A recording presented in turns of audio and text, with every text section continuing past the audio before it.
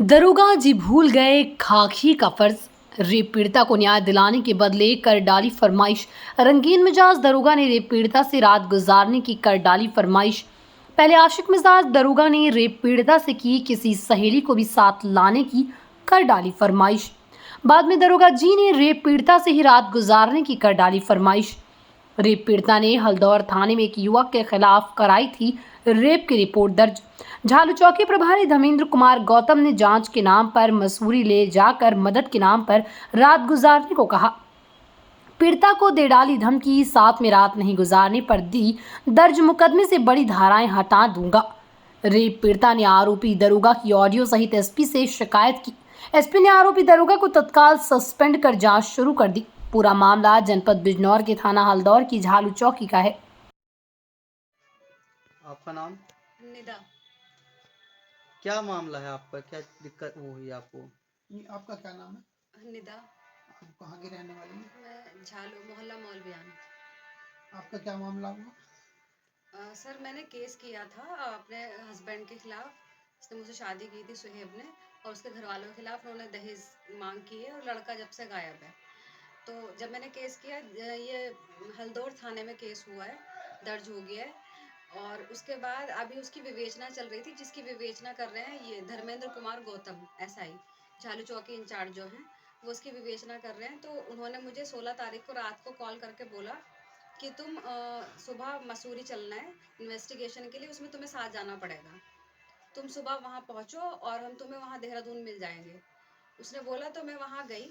देहरादून 11 बजे पहुँच गई थी। 3 बजे वो आए वहाँ पर, और उन्होंने बोला अपने साथ किसी को लेकर आना। तो मैं अपनी फ्रेंड को साथ में लेकर गई थी, प्रियंका को। फिर उसके बाद वो उन गाड़ी में एक महिला कांस्टेबल थी, एक और कांस्टेबल था और दरोगा था वो जो एसआई वो है धर्मेंद्र कुमार। तो उन्होंने अपनी गाड़ी में हम दोनों को बिठा लिया। उसके बाद वो मुझे वहाँ मसूरी लेकर गए। मसूरी में इन्वेस्टिगेशन के लिए जिस होटल में हम रुके थे वहाँ पर उन्होंने इन्वेस्टिगेशन की। तो वहाँ रजिस्टर जो एंट्री थी, वो एंट्री उन्होंने देखी, एंट्री उसमें थी। तो उन्होंने उसकी फोटोकॉपी कराई। उसके जो वहाँ का मैनेजर था जो वहाँ पर था, उसके साइन करा के उन्होंने उस पर उसकी मोहर लगवा करके वो वहाँ से सारे प्रूफ ले लिए कि यहाँ पे ठीक है रुके थे। उसके बाद वो वहाँ पर मुझे बोलते हैं कि तुम अपनी फ्रेंड से पूछ लो ये रात में यहाँ रुक जाएगी क्या। मैंने उनसे पूछा सर क्यों रुकना है, कि कल दिल्ली भी चलना है तो थोड़ा पिकनिक भी हो जाएगा तो यहीं रुक जाते हैं। तुम मेरे साथ रूम में रुक जाना और तुम्हारी फ्रेंड जो दूसरा कांस्टेबल है उसके साथ रुक जाएगी। तो मैंने उनको बोला सर मैं अगर ऐसी लड़की होती तो मैं केस ही नहीं करती। जब उन्होंने ये चीज़ सुनी तो कहने लगे फिर कल दिल्ली भी चलना है ना, तो आज तो रुकना ही पड़ेगा इधर कहीं, तो फिर किसी फ्रेंड का इंतज़ाम करा के दो, किसी को बुला के दो। तो मैंने उनसे वहाँ मना कर दिया।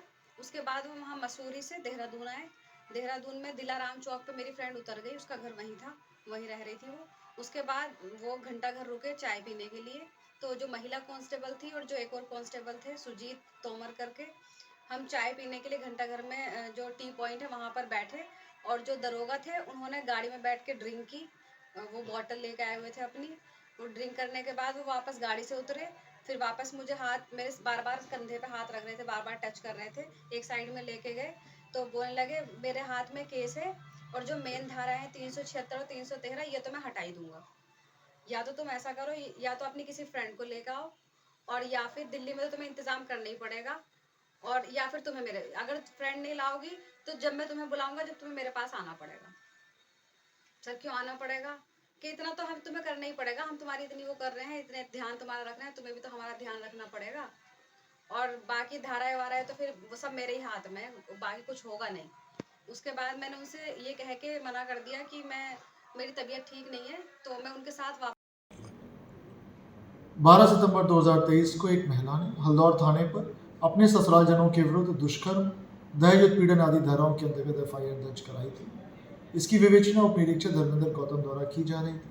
कल इस महिला ने जनसुनवाई के दौरान मेरे सामने उपस्थित होकर एक प्रार्थना पत्र दिया था, जिसमें उन्होंने उप निरीक्षक धर्मेंद्र गौतम के विरुद्ध आरोप लगाए थे तथा एक ऑडियो रिकॉर्डिंग उपलब्ध कराई थी। ऑडियो रिकॉर्डिंग की जांच कल मेरे द्वारा एक महिला उप निरीक्षक से कराई गई।